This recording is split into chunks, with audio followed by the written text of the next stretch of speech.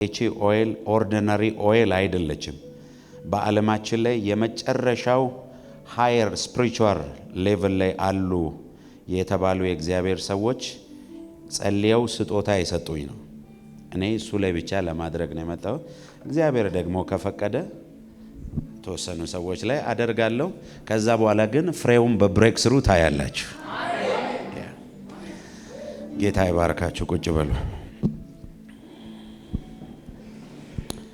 መጽሐፍ ቅዱስ የያዛችሁ ሰዎች ዮሐንስ ወንጌል ምዕራፍ 14ን አውጡልኝ።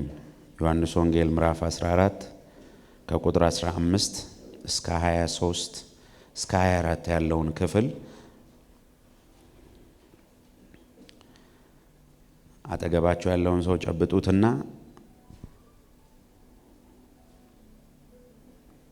እንደዚህ ትሉታላችሁ፣ እግዚአብሔርን ትእዛዝ በመጠበቅ ውስጥ በረከት አለ በሉት እስቲ።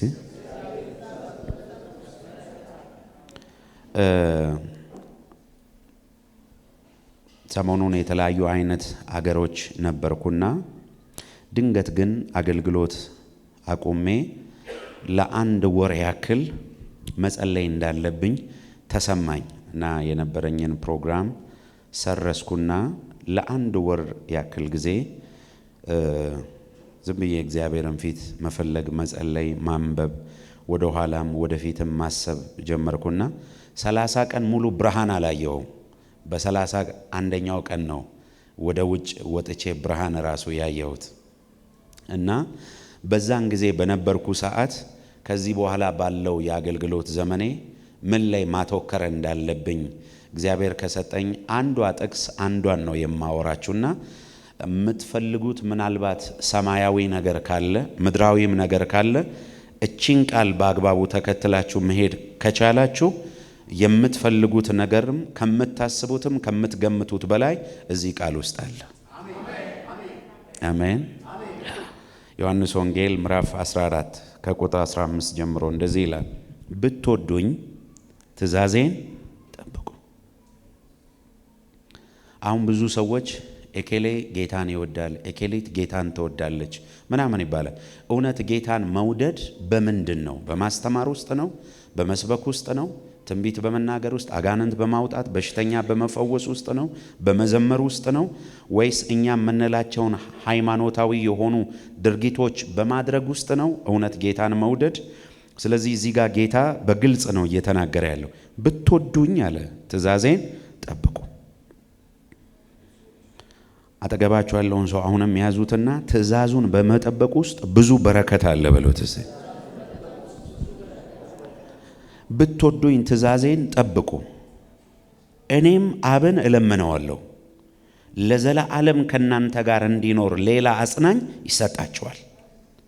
እርሱ ዓለም የማያየውና የማያውቀው ነው፣ ስለሆነ ሊቀበለው የማይችለው የእውነት መንፈስ ነው። ነገር ግን ከናንተ ዘንድ ስለሚኖር በውስጣችሁ ስለሚሆን እናንተ ታውቁታላችሁ። እስቲ አሜን በሉ እስቲ። ዓለም አያየውም። አይገርምም? ዓለም አያየውምም አያውቀውምም። ዓለም በጥበቡ በኃይሉ በገንዘቡ ባለው ነገር ሁሉ ይሄንን ቅዱስ መንፈስ ሊያየውም ሊያውቀውም አይችልም። በእናንተ ውስጥ ግን ስለሚኖር ማይላው አጠገባችሁ ያለውን ሰው ዓለም ሊያየው የማይችለው በሉት እስቲ፣ ሊያውቀው የማይችለው የእውነት መንፈስ ባንተ ውስጥ አለ በሉት። በእናንተ ውስጥ ስለሚሆን ደግሞ ከናንተ ጋር ስለሚኖር ታምናላችሁ? ይሄ መንፈስ ነው ዓለምን እንድትደበላልቋት የሚያደርገው። የጨለማን መንግስት እንድታናውጡ የሚያደርገው ይሄ መንፈስ ነው። ይሄ የእውነት መንፈስ በውስጣችሁ አለ። መኖር ብቻ አይደል፣ ከናንተ ጋር አብሮ ይኖራል። ዓለም ሊፈታው የማይችለውን እንቆቅልሽ ይፈታል። የታሰረን ይፈታል። የታመመን ይፈውሳል። ጥያቄን ይመልሳል። እንቆቅልሽን ይፈታል። ከሰው አእምሮ በላይ የሆነውን ሁሉ ያደርጋል። እንዴት ካላችሁ በውስጣችሁ ስለሚኖር አጠገባችሁ ያለውን ሰው ይሄ መንፈስ በውስጥ ስላለ በሉት እስቲ፣ ካንተ ጋር ስለሚኖር በሉት እስቲ፣ ኖርማል ሰው መሆን አችልም በሉት እስቲ። የክርስትና ጅማሬ እዚህ ጋር ነው። ይሄ መንፈስ በውስጣችሁ እንዳለና ከናንተ ጋር እንደሚኖር ካወቃችሁ ጀስት ዛሬ አንድ ነገር ነው። አንዳንድ ሰዎች ውስጥ ሌላ አምጥተን የምንጨምረው ነገር የለም። ይሄው ራሱ መንፈስ በሐዋርያ መልክ ይገለጣል፣ በነብይ መልክ ይገለጣል፣ በፓስተር መልክ ይገለጣል፣ በእረኛ መልክ ይገለጣል፣ በዝማሬ መልክ ይገለጣል፣ በትንቢት በፈውስ ነፃ በመውጣት መልክ ይገለጣል። የኔ ድርሻ አንድ ነው፣ እጆቼን በመጫን ያንን በውስጣቸው ያለው መንፈስ አክቲቬት ማድረግ ነው፣ ማቀጣጠል ነው ማለት ነው። ነጋ አድርጉትና በውስጤ አለ ብሉ እስቲ፣ ከኔ ጋር ይኖራል ብሉ እስቲ፣ ከሱ የተነሳ ብሉ እስቲ፣ እንደ ሌላ ሰው ከዛሬ ጀምሮ እሆናለሁ ብሉ እስቲ። ምናልባት በጌታ ቤት ረጅም ዓመት አገልግላችኋል፣ ረጅም ዓመት ኖሯችኋል። አሁን እሱን ተውት። የኋላዬን እየረሳው የፊቴን ለመያዝ ምን ሆናለሁ? እኔ አምናለሁ ዛሬ አንዳንዶቻችሁ ከዚህ ስትወጡ ይሄ 2018 በህይወታችሁ ተለማምዳችሁ የማታቁት ብሬክስሩ ውስጥ ያስገባችኋል። በህይወታችሁ ተለማምዳችሁ ወደማታቁት በረከት ውስጥ ያስገባችኋል። በህይወታችሁ ተለማምዳችሁ ወደማታቁት መንፈሳዊ ዓለም ውስጥ ያስገባችኋል።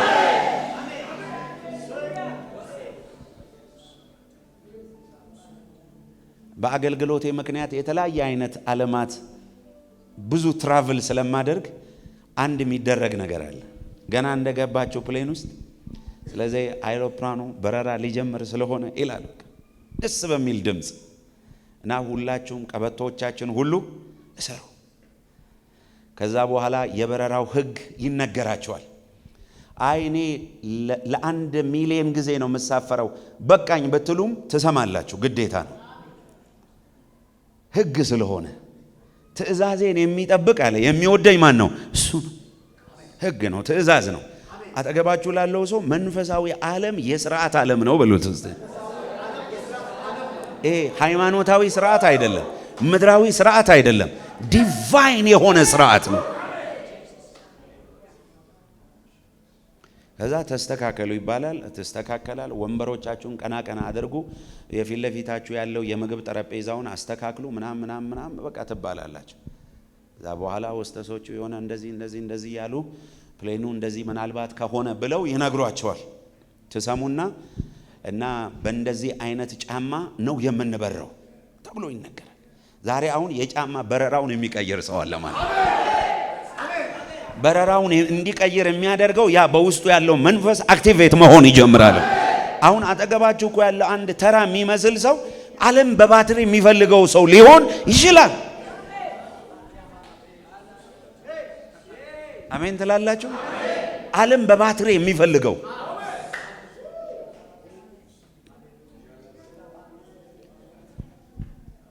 እና በእንደዚህ አይነት ጫማ ልክ ነው መብረር የምንጀምረው። ሎካል በረራዎች አሉ። ሎካል በረራዎች የሆነ ጫማ ድረስ ነው የሚበሩት። ኢንተርናሽናል የሆኑ በረራዎች ግን እንደ ሎካሉ አይደለም። ዛሬ አሁን አንዳንድ ሰው በረራውን የሚቀይር ሰው አለ ማለት ከሎካል የበረራ ሲስተም የሚወጣ ሰው አለ። በቃ አየሩን ቀዶ ሊወጣ ማለት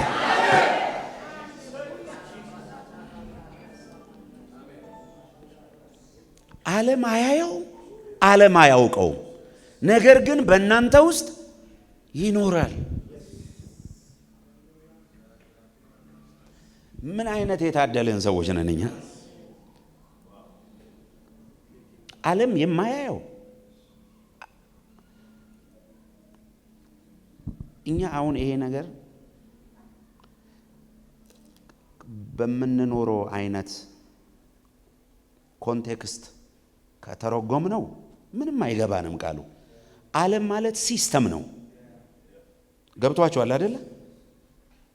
እሱ አያየውም አያውቀውም፣ ግን በእናንተ ውስጥ አለ፣ አብሯችሁ ደግሞ ይኖራል። ይሄ መንፈስ ነው አሁን የምትፈልጉትን ነገር ሊሰጣችሁ የሚችለው፣ የተሰወረን ነገር ሊገልጥ የሚችለው። ከዛ በኋላ ምን ይላል? ቁጥር 18 ላይ ወላጅ እንደሌላቸው ልጆች አልተዋችሁም፣ ወደ እናንተ እመጣለሁ። ናካርጉትና እኔ አባት አለኝ ብሉት እስቲ። ገብቷቸዋል ያልኳቸው አባታችሁ። ገና ጥቂት ዘመን አለ፣ ከዚህ በኋላ ዓለም አያየኝም፣ እናንተ ግን ታዩኛላችሁ። በምን? በዚህ ውስጣችሁ ባለው መንፈስ፣ ዓለም በማያየው መንፈስ። አሁን ፊዚካሊ በስጋ ከዓለም እይታ ከተወሰነ ጊዜ በኋላ ምን ሆናለሁ? እሰወራለሁ። እናንተ ውስጥ ያለው መንፈስ ግን ከዓለም እንጂ እኔ የምሰወረው፣ ለእናንተ ግን ምን አልሆንም? አልሰወርም። ይሄ በውስጣችሁ ያለው መንፈስ እኔን ማየት ይችላል። እንዴት አድርጌ እንደማስረዳችሁ አላውቅም። እንዴት እየገባችሁ እንዳለ አላውቅም። ካባላ ብሬሽ ካታሜል ቫኪያ ፕራ ዓለም አያየኝም፣ ዓለም አያውቀኝም። ከዓለም እሰወራለሁ፣ እናንተው ግን ታውቆኛላችሁ። ከዓለም ተሰውሬ ለእናንተ ግን እገለጥላችኋለሁ። ለምን ከተባለ በውስጣችሁ ያለው መንፈስ እኔን ማየት ይችላል። አጠገባችሁ ያለውን ሰው እንደዚህ በል፣ የክብር ተስፋ ያለው ክርስቶስ በሉት። ሁል ጊዜ አየዋለሁ በሉት። እስቲ በውስጤ ይኖራል በሉት። እኔ በሱ ውስጥ እኖራለሁ በሉት። ምን ያክል የታደልን ሰዎች ነን። ዓለም አያየኝም፣ ዓለም አያውቀኝም። በእናንተ ውስጥ ግን ያለው መንፈስ ያውቀኛል፣ ያየኛል።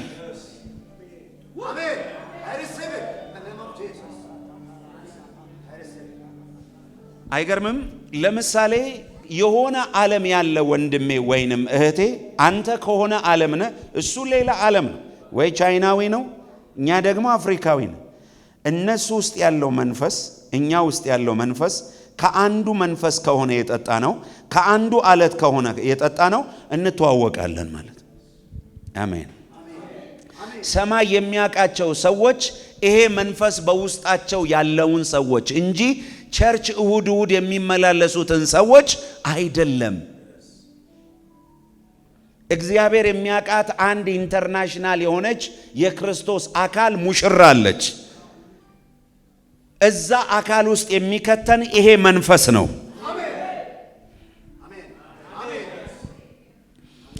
አጠገባችሁ ያለውን ሰው ይሄ መንፈስ በውስጥ ካለ ታድለሃል በሉት እስቲ። ይሄ መንፈስ ሰው ዳግም ሲወለድ የሚገባ መንፈስ ነው። ሰው ዳግም ሲወለድ ከማይጠፋው ዘር ሲወለድ አዲስ ፍጥረት ይሆናል። አሮጌው የድሮ ምዕራፉ በሙሉ ምን ይሆናል? ይዘጋል። ማንም በክርስቶስ ቢሆን ምንድነው ይላል? አዲስ ፍጥረት ነው። እነሆ አሮጌው አልፏል፣ ሁሉ ምንድነው? አዲስ ሆኗል። ሮሜ 8 ላይ ደግሞ ምንድነው የሚለው? አሁን በክርስቶስ መቼ ነው የሚለው? እዚህ ቤት እስኪመጣ ድረስ ሰውየው ማንም ምንም ሊሆን ይችላል። በክርስቶስ ከሆነባት ሰዓት ጀምሮ እስቲ አንድ ሰው አሜን ይበልስ። አሁን በክርስቶስ ላሉት ጭራሽ ምን አለ? ኩነኔ የለባ ኩነኔ በክርስቶስ ኢየሱስ ያለው የሕይወት መንፈስ ሕግ፣ ይሄ በውስጣቸው ያለው መንፈስ፣ ያ መንፈስ ከኃጢአትና ከሞት ባርነት ምን አውጥቷቸዋል? ነፃ። አጠገባቸው ያለውን ሰው ከኃጢአት በሉት እስቲ፣ ከሞት ባርነት በሉት እስቲ፣ ከዚህ መንፈስ የተነሳ ነፃ ወጥቻለሁ በሉስ። ከስራዬ አይደለም በሉስ፣ ከብቃቴ አይደለም በሉስ፣ ከችሎታዬ አይደለም፣ ከኔ አይደለም በሉስ፣ ከሱ የተነሳ ነፃ ወጥቻለሁ በሉስ። ከማ የተነሳ? ከሱ የተነሳ ምን ወጥቻለሁ? ነፃ። ይሄ መንፈስ ነው ሰውን ከኃጢአት ከሞት ባርነት ነፃ ማውጣት የሚችለው። እየገባችሁ ነው? ሳላውቅ እየሰበኩ ነው። ነጋርጉትና ከሱ የተነሳ በሉት እስቲ፣ ነፃ ወጥቻለሁ በሉት። ነገሬን ሁሉ እሱ ላይ ትያለሁ በሉስ። የኔ ነገር ያለው እሱ ጋር ነው በሉስ። ከኔና ካንተ የሚጠበቀው በሉት እስቲ ከዚህ መንፈስ ጋር መጣበቅ ነው በሉስ። ሁሉ ጊዜ ነገሩት መንፈስ ቅዱስ እኔ በአንተ ውስጥ እኖራለሁ፣ አንተ በእኔ ውስጥ እኖራለሁ። ያላንተ ምንም ላደርግ አልችልም፣ አንተ ግን ሁሉም በእኔ ማድረግ ትችላለህ። እንደዚህ ከሆነ እጃችሁ የኢየሱስ እጅ ይሆናል፣ እግራችሁ የኢየሱስ እግር ይሆናል፣ አንደበታችሁ የኢየሱስ አንደበት ይሆናል፣ አይናችሁ የኢየሱስ አይን ይሆናል፣ አፋችሁ የሱ አፍ ይሆናል። በአንደበታችሁ ይናገራል፣ በአይናችሁ ያያል፣ በእግራችሁ ይራመዳል፣ በእጆቻችሁ ይዳስሳል። በእናንተ ውስጥ አልፎ ወክ ያደርጋል ማለት። ይሄ መንፈስ ራሱን መግለጥ የሚችለው ጉዝ በሆነ ነገር አይደለም፣ ሕያው በሆነ ነገር ነው። በእግዚአብሔር መልክና አምሳል የተፈጠረው ማንነታችን ላይ መጥቶ ይሄ መንፈስ አርፏል። ያ በእግዚአብሔር መልክና አምሳል የተፈጠረው ማንነት ይሄኛው አይደለም፣ በውስጤ ያለው ነው። ለምን አሜን አትሉም? እስቲ ነካርጉትና በእግዚአብሔር መልክና አምሳል በሉትስ፣ የተፈጠረው ማንነት በሉትስ፣ በውስጤ ያለ በሉስ፣ ይሄ አይሞትም በሉትስ፣ ዘላለማዊ ነው በሉት፣ የእግዚአብሔር ልጅ ነው በሉት፣ ፓራዲያና ካታ በውስጤ ይኖራል በሉስ።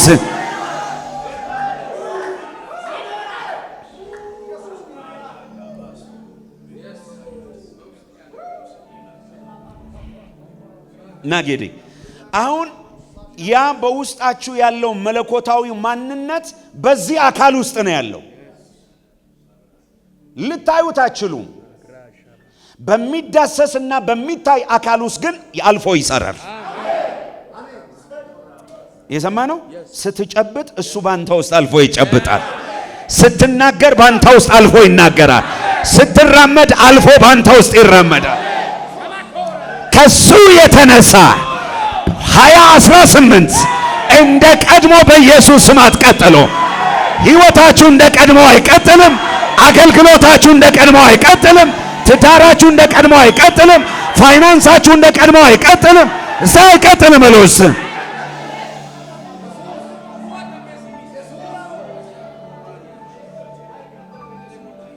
የጸነሰች ሴት 2 3 4 5 6 7 8 ወር ሰላም ነው። 9 ከገባ በኋላ ግን ልጁ መገለባበጥ ይጀምራል። ልቀቁኝ ይላል። በቃኝ።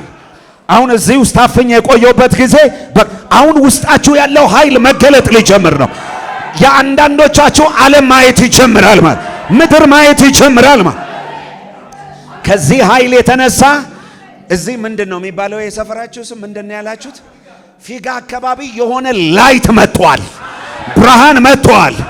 እዚህ ብርሃን ጋር የታሰሩ ይፈታሉ፣ የታመሙ ይፈወሳሉ፣ ሙታኖች ይነሳሉ። የሆነ ላይት ከሰማይ ወርዷል። ሲያንድ ሰው ወርዷል ይበሉ እስቲ። ማብራዘር ሰው እየፈለገ ሲመጣ የሚፈልገው ይሄኛውን አካል አይደለም፣ በውስጥ ያለውን ማንነት ነው ማለት። ያ የሞተ ያስነሳል፣ ሽባ ይተረትራል፣ እውር ያበራል፣ ዲዳ ይናገራል፣ ደንቆሮ ይከፍታል፣ የጨለማን ኃይላት ይመታቸዋል፣ አትሞስፌሩን ይቀያይረዋል። ይሄ ላይት አለ፣ ይሄ ብርሃን አለ፣ የመለኮት ቁራጭ ውስጡ ገብቷል ተብሎ ምድር መፈለግ ይጀምራል ማለት ነው። አሜን አሜን አሜን።